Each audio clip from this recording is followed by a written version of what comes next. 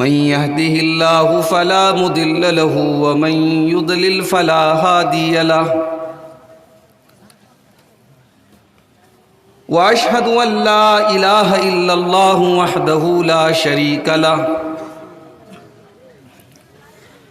وأشهد أن محمدًا عبده ورسوله يا أيها الذين آمنوا اتقوا الله حق تقاته ولا تموتن إلا وأنتم مسلمون يا أيها الناس اتقوا ربكم الذي خلقكم من نفس واحدة وخلق منها زوجها وبث منهما رجالا كثيرا ونساء واتقوا الله الذي تساءلون به والأرحام إن الله كان عليكم رقيبا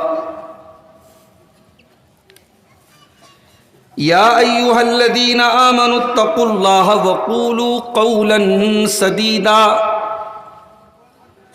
يصلح لكم أعمالكم ويغفر لكم ذنوبكم ومن يطع الله ورسوله فقد فاز فوزا عظيما أما بعد فإن خير الحديث كتاب الله وخير الهدي هدي محمد صلى الله عليه وسلم وشر الأمور محدثاتها وكل محدثة بدعة وكل بدعة ضلالة وكل ضلالة في النار أعوذ بالله من الشيطان الرجيم بسم الله الرحمن الرحيم وعباد الرحمن الذين يمشون على الأرض هونا وإذا خاطبهم الجاهلون قالوا سلاما والذين يبيتون لربهم سجدا وقياما والذين يقولون ربنا اصرف عنا عذاب جهنم إن عذابها كان غراما إنها ساءت مستقرا ومقاما صدر محترم، علماء کرام، محترم بزرگوں، نوجوان ساتھیوں، ماؤں اور بہنوں، پیارے بچوں،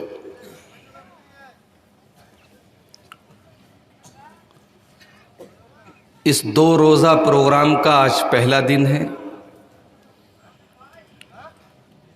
مجھ سے پہلے آپ نے ہمارے عزیز دوست شیخ ثناء اللہ فیضی حفظہ اللہ سے اسلامی بھائی چارہ کے موضوع پر بڑی بہترین گفتگو سماعت فرمائی۔ اللہ تعالیٰ مولانا محترم کی باتوں پر ہم سب کو عمل کی توفیق عطا فرمائے، آمین۔ میرے بھائیوں، ہمارا اور آپ کا مزاج تقریریں سننے کا ہے، عمل کرنے کا نہیں ہے۔ خاص طور سے جب بنگال میں آتا ہوں، ابھی کل میرا پروگرام ممبئی میں تھا۔ ممبئی میں رات میں پروگرام نہیں ہوتا، وہاں عام طور سے پروگرام مغرب بعد شروع ہوتا ہے، 10 بجے ختم ہو جاتا ہے، اور بڑا لمیٹیڈ ٹائم ملتا ہے تقریر کرنے والوں کو، بڑا سیمت سمے ملتا ہے، آدھا گھنٹہ، 20 منٹ، 25 منٹ، بہت زیادہ ٹائم ملے گا 40 منٹ۔ وہاں یہ پریشانی ہوتی ہے کہ میں 40 منٹ میں، آدھا گھنٹے میں بات کیسے پوری کروں، اور آپ کے یہاں جب آتا ہوں تو لوگ کہتے ہیں مولوی صاحب 2 گھنٹہ بولیے گا، 1.5 گھنٹہ کم سے کم بولیے گا۔ کلکتہ کے آگے کھڑگپور ایک جگہ پروگرام میں گیا, میں نے کہا صاحب میری طبیعت خراب ہے, بولے کچھ بھی ہو آپ کو 2.5 گھنٹہ بولنا پڑے. تو یہ مزاج اچھا ہے کہ آپ تقریر سننے کے شوقین ہیں, مگر تقریر کو صرف سننا نہیں ہے, اس پر عمل بھی کرنا ہے. صحابہ کا طریقہ کیا تھا؟ حضرت عبداللہ بن عباس رضی اللہ تعالیٰ عنہ فرماتے ہیں کننا لا نتجاوز 10 آیات حتی نتعلمہن ونعمل بہن. عبداللہ بن عباس کہتے ہیں کہ ہم اللہ کے پیارے نبی سے جب 10 آیتیں سن لیتے تھے, جب تک ان 10 آیتوں کو سمجھ نہیں لیتے تھے, ان پر عمل نہیں کر لیتے تھے, ہم آگے نہیں بڑھتے تھے. ہم 11ویں آیت نہیں پڑھتے تھے. نبی سے صرف 10 آیتیں ہم نے سیکھی, ان کو سمجھا, ان پر عمل کیا, اس کے بعد ہم آگے بڑھتے تھے. یہ صحابہ کا طریقہ تھا.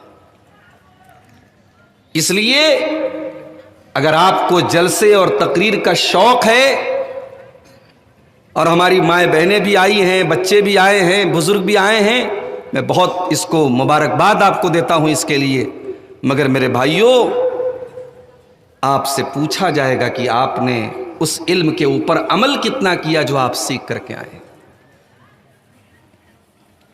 اللہ کے پیارے نبی فرماتے ہیں لا تزول قدم ابن آدم من عند ربه یوم القیامہ حتی یسأل عن 5.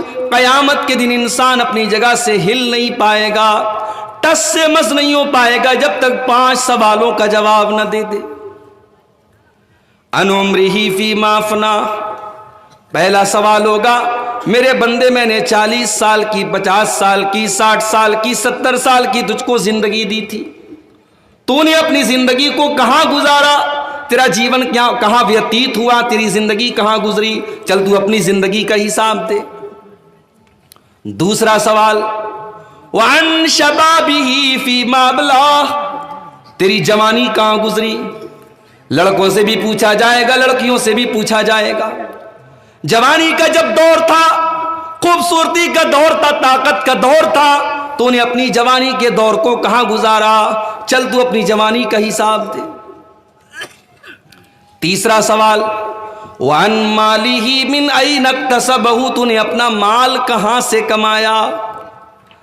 کہیں ایسا تو نہیں کہ افیم اور چرس کا دھندا تو کرتا تھا, کہیں ایسا تو نہیں کہ سود و بیاج کا دھندا تو کرتا تھا, کہیں ایسا تو نہیں کہ لوگوں کا حق تو مارا کرتا تھا, کہیں ایسا تو نہیں کہ حرام چیزوں کا تو کاروبار کیا کرتا تھا. من این اکتسبہ, تو نے مال کہاں سے کمایا. چوتھا سوال وفیما انفقہ, تو نے مال کہاں پر خرچ کیا. کہیں ایسا تو نہیں لڑکی کی شادی ہوئی, تو نے 1 کروڑ کا زیور بنا کر کے اپنی بیٹی کو دیا تاکہ پورے گاؤں کے اندر یہ مشہور ہو جائے کہ تو بہت بڑا آدمی ہے, تو بہت پیسے والا آدمی ہے. غریبوں کی بیٹیاں بیچاری بن بیاہی بیٹی رہ گئیں, ان کے باپ اپنی بیٹیوں کی شادی نہ کر سکے, لوگوں کے گھر میں کھانا نہ بن سکا, غریبوں کو کمبل نہ مل سکے, غریبوں کے سر پر چھت نہ مل سکی, اور تو کروڑوں لوٹاتا رہا, تو اپنے مال کو یہاں وہاں برباد کرتا رہا. وفیما انفقہ, تو نے مال کہاں پر خرچ کیا. اور 5واں سوال وماذا عمل فیما علم, میرے بندے تو تقریروں میں جایا کرتا تھا, تو نے عبدالغفار صاحب کی تقریر سنی, تو نے ثناء اللہ فیضی کی تقریر سنی, تو نے مولانا فضل الرحمان صاحب کی تقریر سنی, تو نے 2 دن کے جلسوں کو اٹینڈ کیا, تو نے علماء کے بیانات سنے, تو نے یوٹیوب کے اوپر بہت ساری تقریریں سنی. وماذا عمل فیما علم, تو نے اس علم کے اوپر عمل کتنا کیا. یہ سوال ہوگا, اس کے لیے ہمیں اور آپ کو تیار رہنا پڑے گا. میرے بھائی, گفتار کے غازی نہ بنو, کردار کے غازی بنو. بڑی بڑی باتیں کرنے سے کوئی انسان بڑا نہیں بن جاتا جب تک اس کے قول و عمل کے اندر مطابقت نہ ہو, جو بات وہ کہہ رہا ہو اس بات کے اوپر اس کا عمل بھی نہ ہو. اور اسی لیے آج میں نے جو ٹاپک چنا ہے, جو وشے چنا ہے, قرآن کریم کے 19ویں پارے میں اللہ تعالیٰ نے اپنے کچھ وشیش اور اسپیشل بندوں کا ذکر کیا ہے۔ بندے تو سب اللہ کے ہیں، مگر اللہ نے اپنے کچھ بندوں کو اپنا بندہ کہا ہے۔ جیسے ایک باپ کے 5 لڑکے ہوتے ہیں، ایک لڑکا ایسا ہوتا ہے جو باپ کا بڑا لائق بیٹا ہوتا ہے، باپ اس کی ویلو کو سمجھتا ہے باپ کہ ہاں یہ بیٹا میرا بہت اچھا ہے، تو باپ سب سے کہتا ہے میرا بیٹا تو وہ ہے۔ اس کا مطلب یہ نہیں ہے کہ باقی بیٹے اس کے بیٹے نہیں ہیں۔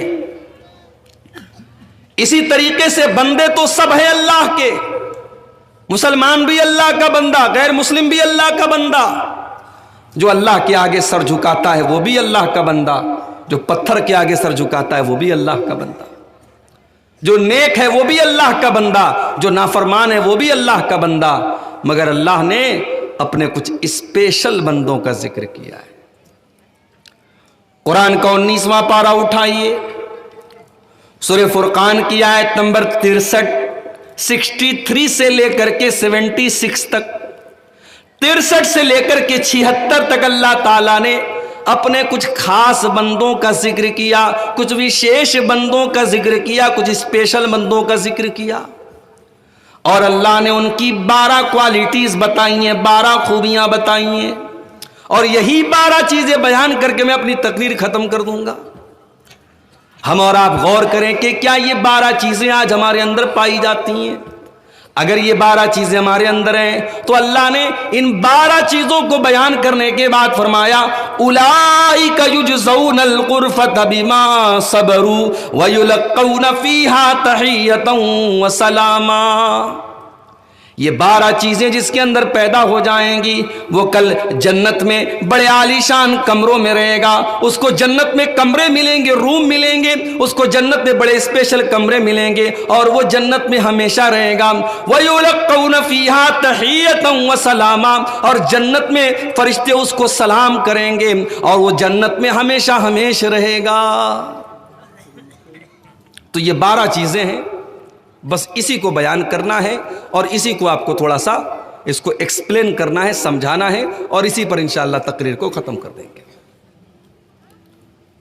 قرآن کا 19واں پارہ سورہ فرقان آیت نمبر 63، وَعِبَادُ الرَّحْمَنِ الَّذِينَ يَمْشُونَ عَلَى الْأَرْضِ هَوْنًا، رحمان کے بندے تو وہ ہیں، اللہ کے بندے تو وہ ہیں جو زمین کے اوپر نرم چال چلتے ہیں۔ یہ پہلی خوبی اللہ نے بیان کی۔ اللہ کے اسپیشل بندے تو وہ ہیں جو زمین کے اوپر نرم چال چلتے ہیں، جو تکبر نہیں کرتے، جو گھمنڈ نہیں کرتے، جو اہنکار نہیں کرتے، جن کے اندر نرمی ہوتی ہے، جن کے اخلاق کے اندر نرمی ہوتی ہے۔ تکبر اللہ کو پسند نہیں ہے، اور اسی لیے اس کائنات میں جب سب سے پہلا پاپ ہوا، سب سے پہلا گناہ ہوا، تو اس میں بھی تکبر تھا، گھمنڈ تھا، غرور تھا۔ جب اللہ نے ابلیس سے پوچھا ما منعک ان تسجد لما خلقت بیدی، اے ابلیس آدم کو تو میں نے اپنے دونوں ہاتھوں سے پیدا کیا ہے، اے ابلیس تو نے آدم کے آگے سجدہ کیوں نہ کیا؟ تو ابلیس نے کیا جواب دیا؟ قال اسجد لمن خلقت طینا، اے اللہ جس کو تو نے مٹی سے پیدا کیا میں اس کو سجدہ کیوں کروں؟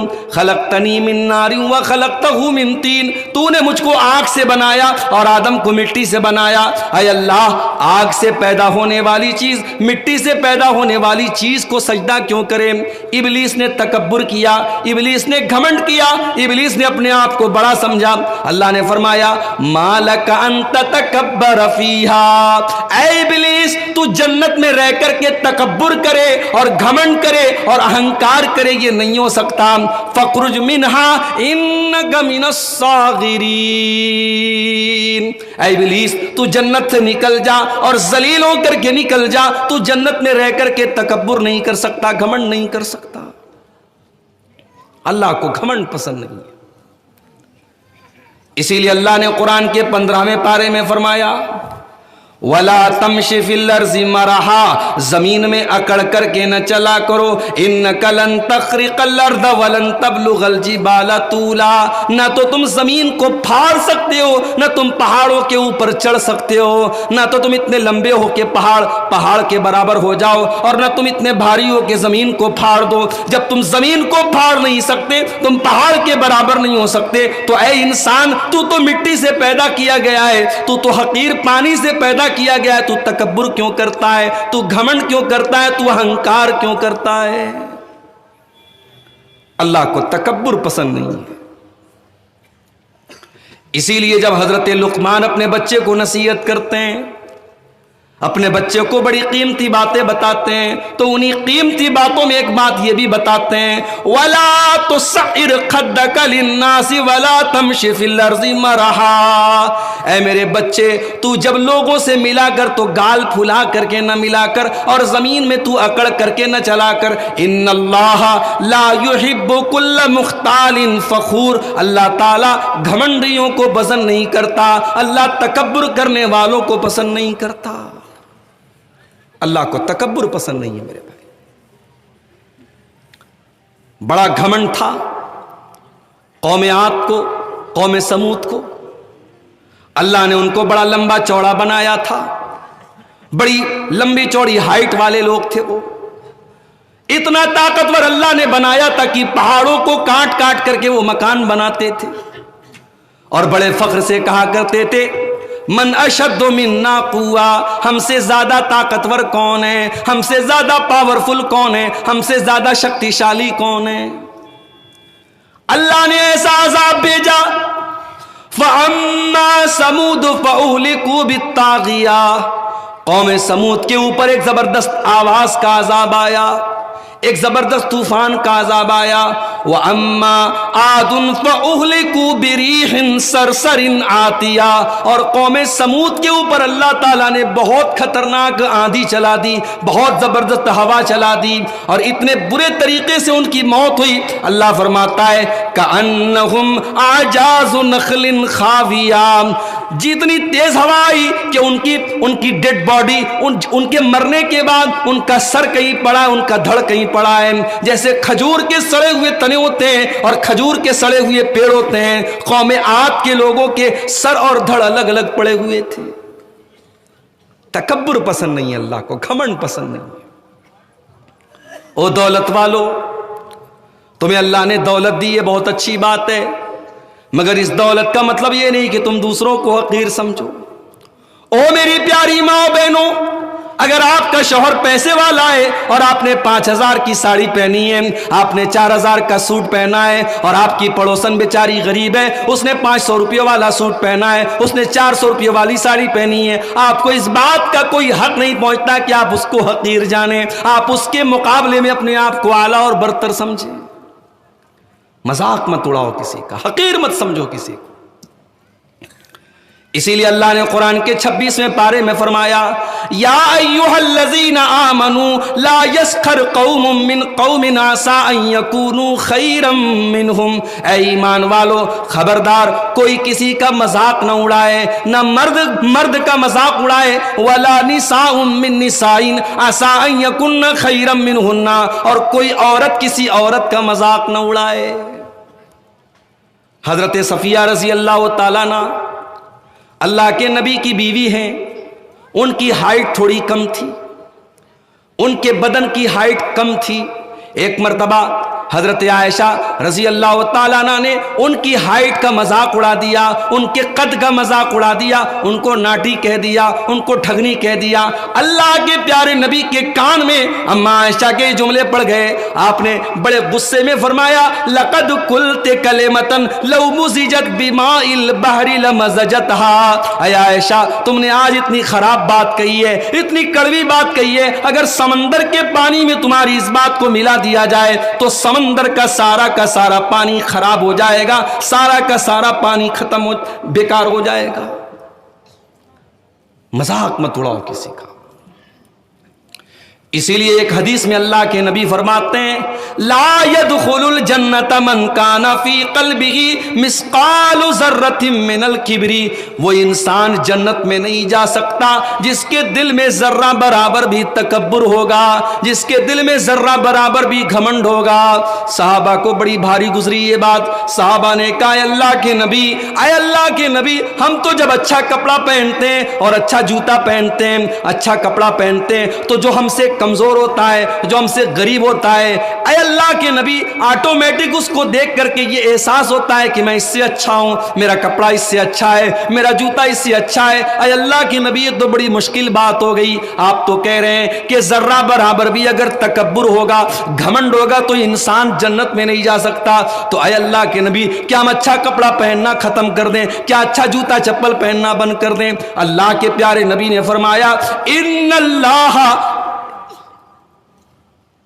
جمیل یحب الجمال، ان اللہ جمیل یحب الجمال۔ آپ نے فرمایا اے میرے صحابہ اچھا جوتا پہنو کوئی مسئلے کی بات نہیں، اچھے کپڑے پہنو کوئی حرج کی بات نہیں ہے۔ اللہ تعالیٰ خوبصورت ہے، اللہ تعالیٰ سندر ہے، اور اللہ تعالیٰ خوبصورتی کو پسند کرتا ہے۔ اللہ بہت خوبصورت ہے اور اللہ یہ چاہتا ہے کہ تم بھی خوبصورت بنو، تم اچھا کپڑا پہنو، تم اچھا جوتا پہنو، اس میں کوئی مسئلے کی بات نہیں ہے۔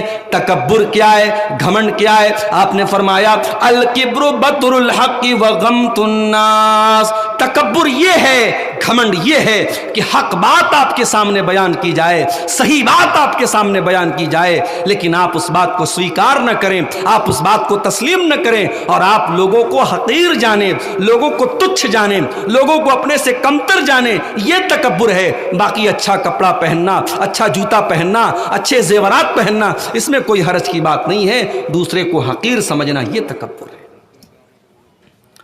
تو اللہ نے فرمایا میرے جو اسپیشل بندے ہوتے ہیں، میرے جو خاص بندے ہوتے ہیں، وہ تکبر نہیں کرتے۔ وَعِبَادُ الرَّحْمَنِ الَّذِينَ يَمْشُونَ عَلَى الْأَرْضِ هَوْنًا، رحمان کے خاص بندے جب زمین کے اوپر چلتے ہیں تو نرمی کے ساتھ چلتے ہیں، ان کی چال کے اندر بھی نرمی ہوتی ہے، وہ تکبر نہیں کرتے، وہ گھمنڈ نہیں کرتے۔ اور ایک بات بتاؤں، سب سے خطرناک اہنکار ہوتا ہے نیکی کا اہنکار۔ ایک آدمی نمازی ہے، اب جتنے بے نمازی ہیں ان کو وہ حقیر سمجھتا ہے، اور ایسا وہ سمجھتا ہے کہ جنت تو میرے باپ کی، اور یہ تو بے نمازی ہے تو جنت میں نہیں جا سکتا۔ میرے بھائی اگر آپ نمازی ہیں تو بہت اچھی بات ہے، جو لوگ نماز نہیں پڑھتے آپ ان کو دعوت بھی دیں، ان کو سمجھانے کی کوشش بھی کریں، مگر اللہ کے واسطے اپنی نماز کے اوپر آپ گھمنڈ نہ کریں، اپنی نماز کے اوپر آپ تکبر نہ کریں، اپنی عبادت کے اوپر آپ ناز نہ کریں، اس لیے کہ ہو سکتا ہے آپ بہت بڑے نمازی ہیں لیکن مرنے کے پہلے اللہ نہ کرے آپ کا ایمان خراب ہو جائے، آپ کا عقیدہ خراب ہو جائے اور ساری زندگی کی محنت پر پانی پھر جائے، اور جس بے نمازی کا آپ مذاق اڑا رہے ہو سکتا ہے کہ مرنے کے پہلے زندگی میں وہ توبہ کر لے اور ایمان کے اوپر اس کا خاتمہ ہو جائے۔ اس لیے اگر کوئی بے نمازی ہے، اگر عبادت کے معاملے میں آپ سے کمزور ہے، اس کو حقیر نہ جانیں، اس کا مذاق نہ اڑائیں، اس کو سمجھانے کی کوشش کریں، اس کی اصلاح کی کوشش کریں۔ تکبر کی یہ شکل بھی میرے بھائیوں اللہ کو بڑی ناپسند ہے کہ انسان اپنی عبادت پر ناز کرے، اپنی نماز کے اوپر تکبر کرے، اپنے روزے کے اوپر تکبر کرے۔ تکبر مت کرو۔ اس کے بعد دوسری چیز وَإِذَا خَاطَبَهُمُ الْجَاهِلُونَ قَالُوا سَلَامًا، اللہ کے خاص بندے وہ ہیں جب جاہل ان کے منہ لگتے ہیں، جب جاہلوں سے ان کا سامنا ہوتا ہے تو وہ سلام کہہ کر کے آگے بڑھ جاتے ہیں، وہ جاہلوں سے بحث نہیں کرتے، وہ جاہلوں سے ڈیبیٹ نہیں کرتے، وہ جاہلوں سے چرچا نہیں کرتے۔ ضروری نہیں ہے کہ آپ ہر انسان کو قائل کر دیں۔ آپ نے قرآن کی آیت پڑھ دی، آپ نے نبی کی حدیثیں پڑھ کے سنا دی، سامنے والے نے مان لیا تو بڑی اچھی بات ہے، اگر اس نے نہیں مانا تو کسی کو گھول کے پلانا یہ آپ کے اختیار میں نہیں ہے۔ جاہلوں کے منہ نہ لگیے، جاہلوں کو سلام کہہ کر کے گزر جائیے۔ آج کا تو مزاج یہ ہے کہ اگر کسی نے ہم کو اینٹ مارا ہے تو ہم پتھر ماریں گے، اگر وہ شیر ہے تو ہم سوا شیر ہیں۔ یہ اسلام کی تعلیم نہیں ہے میرے بھائی، یہ اسلام کی تعلیم نہیں ہے کہ آپ اینٹ کا جواب پتھر سے دیں، آپ شیر کا جواب سوا شیر سے دیں۔ جاہل سے آپ کا سامنا ہو جائے تو آپ سلام کہہ کر کے آگے بڑھ جائیے۔ اللہ کے نبی کے پاس یہودی آتے ہیں اور السلام علیکم کے بجائے السلام علیکم کہتے ہیں۔ السلام علیکم کا مطلب ہوتا ہے تم پر اللہ کی سلامتی نازل ہو، اور السلام علیکم کا مطلب یہ ہوتا ہے کہ تم پر موت آ جائے، تم برباد ہو جاؤ، تم ہلاک ہو جاؤ۔ یہودی اتنے گھٹیا تھے، وہ اللہ کے پیارے نبی کو سلام کے بجائے بد دعا کرتے تھے۔ وہ آ کر کے کہتے تھے السلام علیکم۔ اما عائشہ نے سن لیا، وہ بیوی ہی کیا جو شوہر کی برائی سن کر کے خاموش ہو جائے۔ جس بیوی کو اپنے شوہر سے محبت ہوگی، اپنے شوہر سے پیار ہوگا، وہ شوہر کی عزت پر کبھی حرف نہیں آنے دے گی، شوہر کی عزت پر کبھی داغ نہیں آنے دے گی۔ اما عائشہ نے دیکھا میرے رسول کو، میرے سرتاج کو یہ بددعا دے کے جا رہے ہیں۔ اما عائشہ نے بڑے غصے میں فرمایا وعلیکم السلام واللعنت، اے یہودیوں تمہارے اوپر موت آئے، تمہارے اوپر اللہ کی لعنت برسے، اے یہودیوں تم ہلاک ہو جاؤ، تم برباد ہو جاؤ۔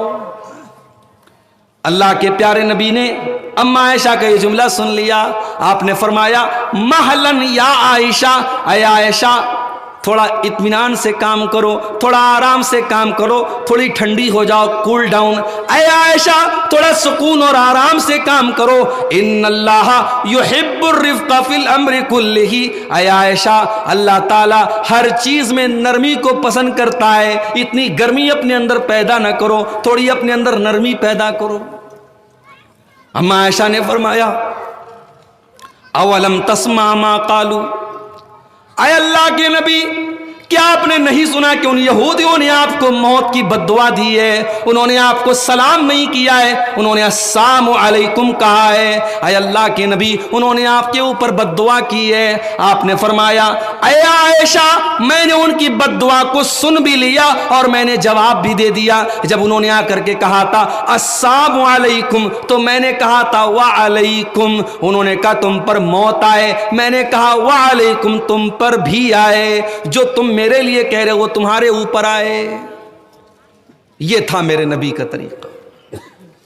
میرے نبی نے زبان سے کبھی کسی کو گالی نہیں دی، گالی کا جواب آپ نے گالی سے نہیں دیا۔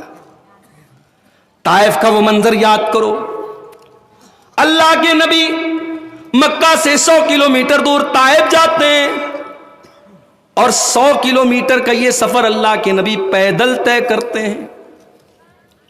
آپ چاہتے تو اونٹ سے جا سکتے تھے، آپ چاہتے تو گھوڑے سے جا سکتے تھے، مگر آپ نے مکہ سے طائف کا یہ سفر 100 کلومیٹر کا سفر پیدل طے کیا تاکہ مکہ والوں کو پتہ نہ چلے کہ میں طائف گیا ہوں۔ طائف جانے کے بعد وہاں کے بڑے بڑے سرداروں کے گھر جاتے ہیں اللہ کے نبی اور ان کو سمجھاتے ہیں کہ میں اللہ کا آخری رسول ہوں، میں اللہ کا آخری نبی ہوں اور میں ایک اللہ کی عبادت کا پیغام لے کر کے آیا ہوں، میں توحید کا پیغام لے کر کے آیا ہوں۔ مگر طائف کے ان سرداروں نے اللہ کے نبی کی بات ماننا تو بڑی دور کی بات ہے، انہوں نے آپ کا مذاق اڑایا، انہوں نے آپ کو برا بھلا کہا، انہوں نے کہا کہ اے محمد کیا اللہ کو کوئی اور نہیں ملا تھا جو تم کو نبی بنا لیا؟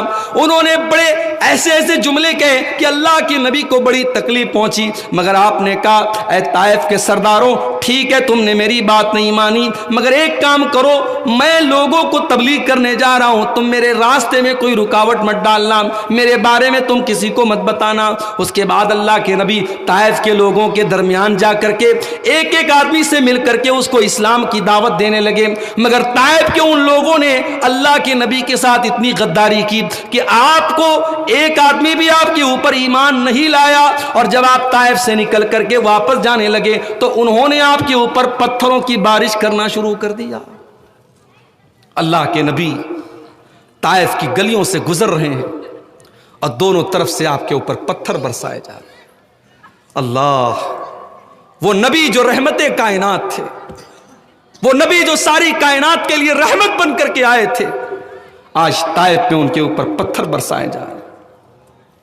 اللہ کے نبی پتھروں کی مار کو سہتے ہوئے طائف سے نکل رہے ہیں اور آپ کے بدن سے خون بہ رہا ہے اور خون رس رس کر کے آپ کے جوتے میں جم جاتا ہے۔